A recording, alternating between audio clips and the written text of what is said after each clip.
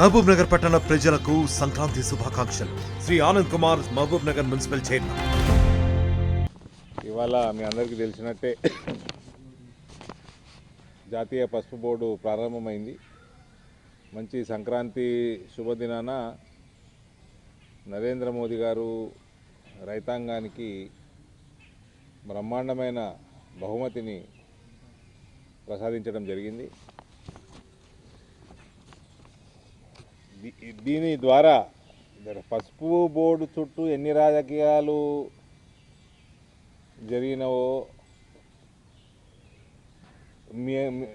నాకంటే ఎక్కువ మీ అందరికి తెలుసు. తెలుగు మీడియాకి బ్రహ్మాండంగా తెలుసు. 2019 నుంచి ఇవాళటి వరకు ఏ రకంగా నన్ను టార్గెట్ చేయటము,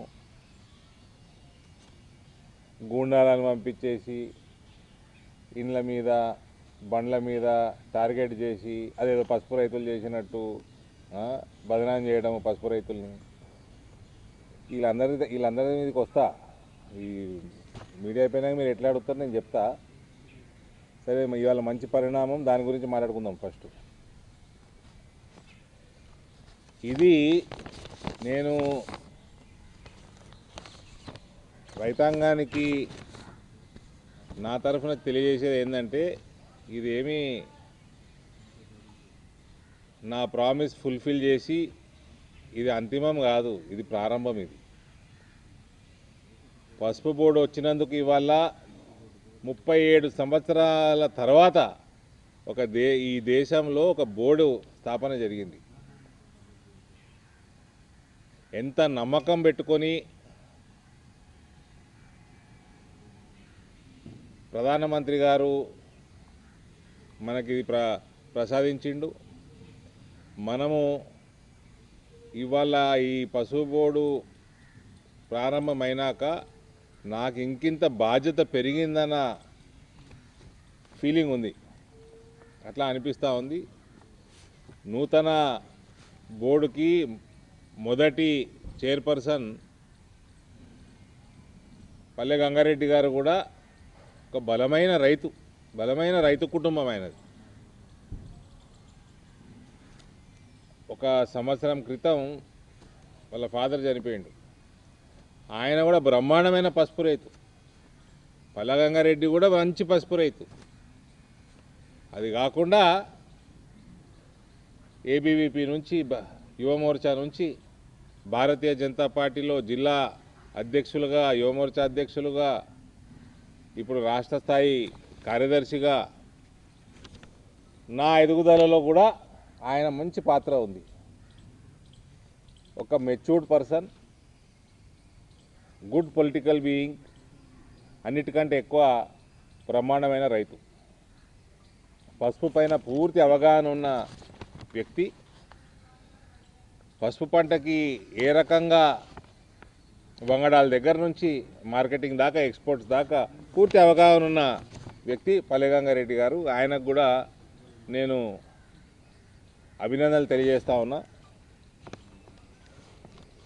ఇది పసుపు బోర్డు వల్ల కేవలం పసుపు రైతులకే బెనిఫిట్ అవుతుంది అనుకోవడం తప్పండి. మన పసుపు బోర్డు వల్ల అనేక రంగాలు, అక్కడ పరిశ్రమలు, ప్రాసెసింగ్ యూనిట్ కానీ, ప్యాకేజింగ్ యూనిట్లు కానీ, ట్రాన్స్పోర్టేషన్ కానీ, హాస్పిటాలిటీ ఇండస్ట్రీ కానీ, ఇవన్నీ కూడా పెరిగే అవకాశాలు ఉన్నాయి. ఇవన్నీ పెరగాలి అంటే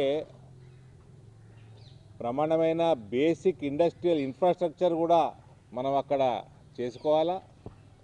ఒకసారి ఇటువంటి ఇన్ఫ్రాస్ట్రక్చర్ డెవలప్ అయినప్పుడు, ఇటువంటి కల్చర్ డెవలప్ అయ్యి, ఇండస్ట్రియల్ కల్చర్ డెవలప్ అయినప్పుడు పసుపుకు సంబంధించే కాదు, ఇతర ఇండస్ట్రీస్ కూడా వచ్చే అవకాశం ఉంటుంది. ఎందుకంటే నిజామాబాద్ ప్రాంతం, ఉత్తర తెలంగాణ ప్రాంతం పసుపు కాకుండా అక్కడ చెరుకు, మన ప్యాడీ,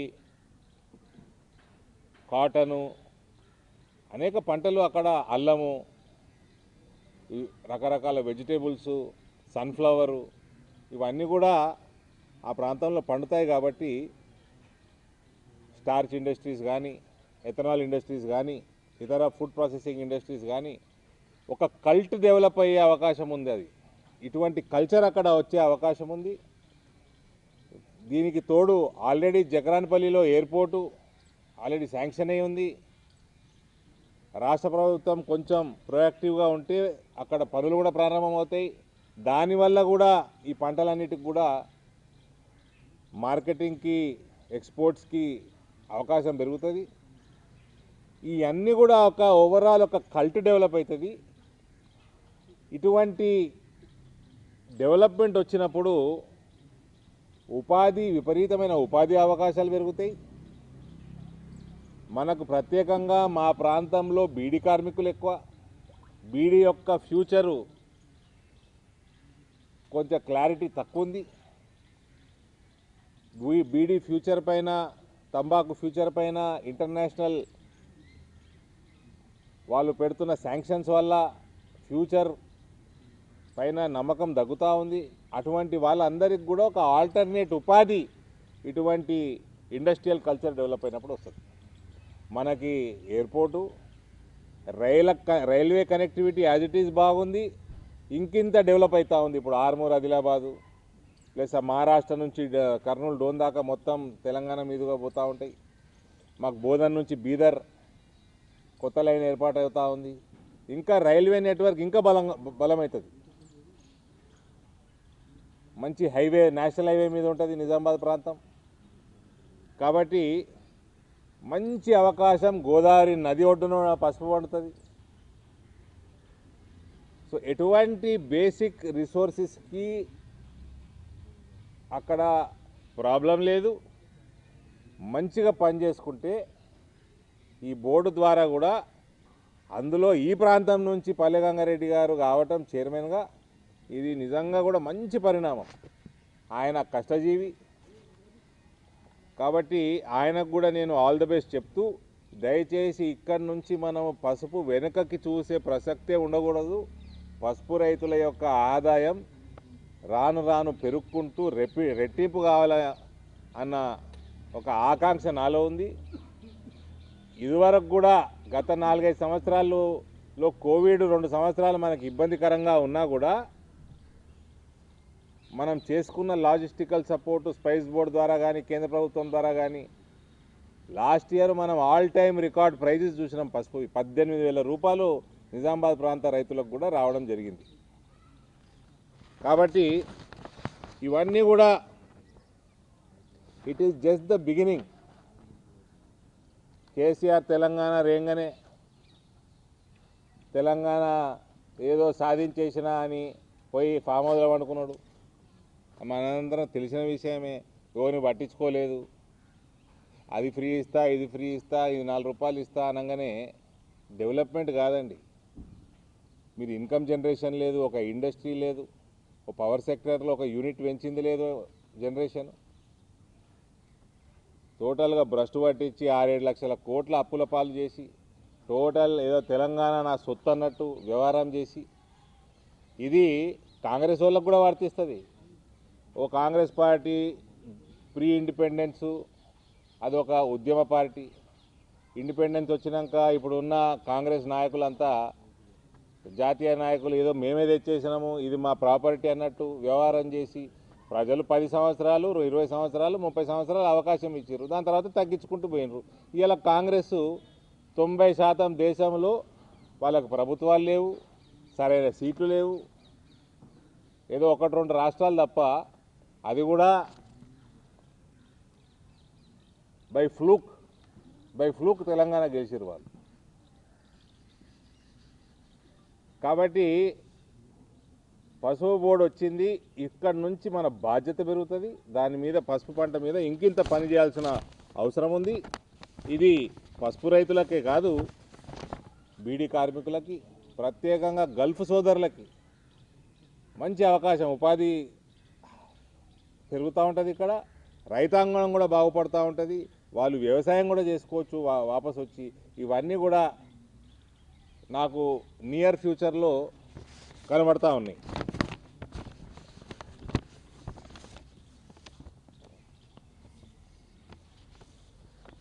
సో మరొకసారి ఇవాళ సంక్రాంతి రోజు ఇంత మంచి డెవలప్మెంట్ అయినందుకు ప్రధాని నరేంద్ర మోదీ గారికి ఈ మొత్తం ప్రయాణంలో అమిత్ షా గారి పాత్ర పసుపు బోర్డే కాదు, పసుపు యొక్క దిగుమతులు తగ్గించడంలో, పసుపు యొక్క ఎగుమతులు పెంచడంలో, పసుపు యొక్క సెంట్రల్ ఆఫీస్ హెడ్ ఆఫీసు నిజామాబాద్లో రావడంలో అమిత్ షా గారి పాత్ర కూడా పెద్ద ఎత్తున ఉంది.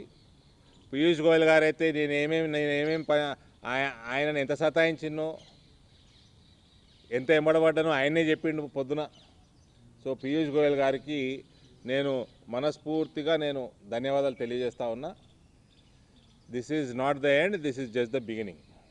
బీఆర్ఎస్ ఏమంటుందంటే మేము ఒత్తిడి తేవడం వల్లనే పసుపు బోర్డు వచ్చిందని బీఆర్ఎస్, కాంగ్రెస్ పార్టీ ఏంటంటే మేము లేఖలు రాయడం వల్లనే బోర్డు వచ్చిందని కాంగ్రెస్ పార్టీ ఎవరు అన్నారు? కాంగ్రెస్ పార్టీ వాళ్ళు ఏం చెప్తున్నారు ఈరోజు తుమ్మల నాగేశ్వర్.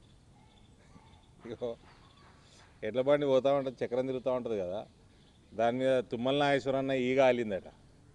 ఈగ ఆలి ఆ చక్రం తిరుగుతూ ఉంటే అది కూడా గిరగిర తిరుగుతూ ఉంటే నేనే తిప్పుతున్నా ఆ చక్రం అనుకున్నదంట. ఈ తుమ్మల నాగేశ్వరరావుకు వయసు మీద పడ్డ చిలిపి చేష్టలు ఓలే. ఆయన ఏ పార్టీలో ఉన్నాడు ఆయనకన్నా తెలుసా? ఇప్పటికి 3-4 సార్లు వయసు వచ్చిందా నీకు? పార్టీలు మారుతా ఉన్నావు ఇంకా. వీళ్ళు ఎట్లాంటి వాళ్ళు అంటే ఈయనకంటే ముందు ఎవరు ఉండే ఆయన నల్గొండ ఆయన వ్యవసాయ మంత్రి నిరంజన్. వీళ్ళకి సొంత భూములు ఉన్నాయి. వీళ్ళు మినీ కేసీఆర్లు. వాళ్ళు మహబూబ్ నగర్ ఆయనది అదే గట్లుంటుంది. వీళ్ళ మంత్రులు వాళ్ళు ఏ జిల్లాలో కూడా తెలియదు మాకు. మళ్ళీ మేము యాక్టివ్ పొలిటీషియన్, వీళ్ళ పోర్ట్ఫోలియోలు తెలియదు, వీళ్ళు ఎడికెళ్ళి వస్తారో తెలియదు. ఈ ఫ్యామిలీ రూల్డ్ పాలిటిక్స్ అంటే ఇట్లుంటాయి. వీళ్ళకట వాళ్ళ వ్యవసాయ క్షేత్రంలో వ్యవసాయం చేస్తారట, బయట మాత్రం వేరే పొలాలలో కోరు, వేరే రైతులను పట్టించుకోరు. కేసీఆర్ బాపతి ఇదంతా. So silly comments, silly fellows. Tummala Nageswara Rao, నువ్వు తెలుగుదేశంలో ఉంటివి, నువ్వు కాంగ్రెస్లో ఉన్నావు, బీఆర్ఎస్లో ఉంటివి. ఎప్పుడు రాయలే లేఖలు? ఇప్పుడే రాస్తావా? అప్పుడు చదువు రాలే? లేకపోతే హరీష్ రావుకి అగ్గిపెట్ట దొరకనట్టు నీకు పెన్ను దొరకలేదా? ఊకే వయసుకు తగ్గట్టు బిహేవ్ చేయవా? బీఆర్ఎస్ అంటుంది మేము ఒత్తిడి తేవడం వల్లనే అరవింద్ తెచ్చిండు ఇది, లేదంటే మా భయంతో అరవింద్ తెచ్చిండు. అంటే నా చేతి పెట్టి బాండ్ పేపర్ చేతి పెట్టి దిద్దిర్రా? ఓలు పట్టుకురు చేతురా? అది మా భయం టీఆర్ఎస్కి వెళ్ళి ఓలు పట్టుకున్నారు, చేతు దిద్దిచ్చిర్రా నాతోటి bond paper? From bond to board, ఇదొక ప్రస్థానం. ఇది బీఆర్ఎస్లో క్రెడిట్ ఇవ్వరా?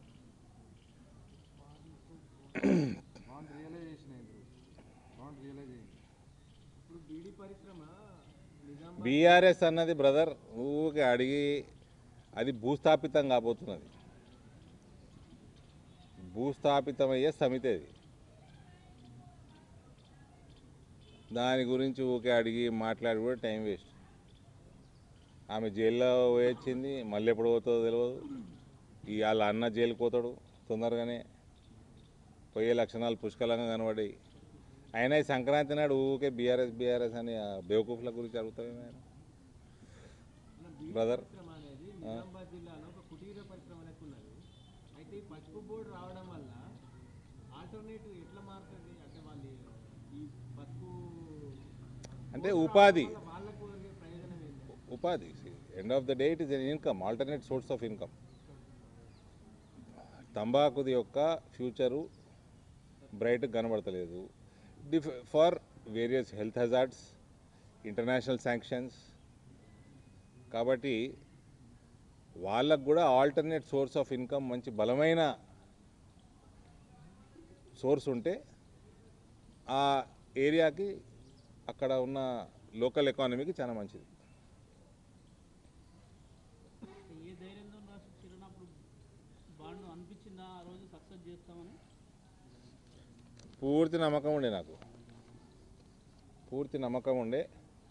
ఇది కాంగ్రెస్ పార్టీ వాళ్ళకి కానీ, ఈ బీఆర్ఎస్ పార్టీ వాళ్ళకి కానీ వీళ్ళకి ఎంతసేపు రాజకీయాలు, అవినీతి, పైసలు సంపాదించుడు, సొంతంగా పెరుగుడు, వీటి మీద దృష్టి ఉండే కానీ ప్రజల మీద ఎన్నడూ లేకుండే. అందుకనే వాళ్ళ పరిస్థితి ఇట్లా తయారవుతా ఉంది దేశం మొత్తం.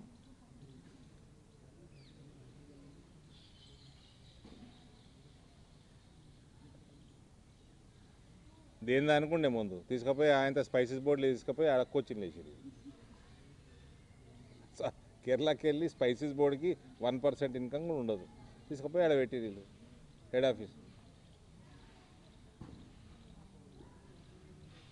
ఇప్పుడు దానికి దీనికి లింక్ ఉంటుందా? ఓన్లీ ఇది కోఆర్డినేషన్ ఉంటుంది, ఆయుష్ మినిస్ట్రీ తోటి ఉంటుంది, కామర్స్ మినిస్ట్రీ తోటి ఉంటుంది, స్పైసెస్ బోర్డు తోటి ఉంటుంది, ఫుడ్ ప్రాసెసింగ్ మినిస్ట్రీ తోటి ఉంటుంది, రైల్వేస్ తోటి ఉంటుంది, ఎనీ కైండ్ ఆఫ్ ట్రాన్స్పోర్టేషన్ తోటి ఉంటుంది. 10 ఏళ్ళుగా నిజామాబాద్ జిల్లా కేంద్రంగా పసుపు బోర్డు మీదనే రాజకీయాలు నడుతున్నాయి. ఇప్పుడు విపక్షాలకు కానీ నెక్స్ట్ పార్టీలకు ఇంకేముంది వాళ్ళ ఓట్ల తుమ్మల నాగేశ్వరరావు చెప్తున్నా, చెరుకు ఫ్యాక్టరీలు తెరిపి, నీకు సాధన అయితే వాగ్దానం చేశారు కదా, చెరుకు ఫ్యాక్టరీలు తెరిపి, కొత్త ఫ్యాక్టరీ ఏమని తీసుకురా. ఊకే ముసలోడు అయ్యండి, ఇప్పటికీ బుద్ధి రాకపోతే ఆయనకి ఏదో డైలాగ్ వదులుతూ ఉంటాడు. ఇంక వీళ్ళకి ఇంకా నా అగ్రరూపం తెలియదు, ఉగ్రరూపం. ఏదో ఏదో చాదస్తాం కొద్ది వయసు వచ్చినాక. మరిన్ని వీడియోస్ కోసం ఛానల్ ని సబ్స్క్రైబ్ చేయండి. లేటెస్ట్ అప్డేట్స్ కోసం వాట్సాప్ ఛానల్ ని ఫాలో అవ్వండి. ఆ లింక్ డిస్క్రిప్షన్ లో ఉంది.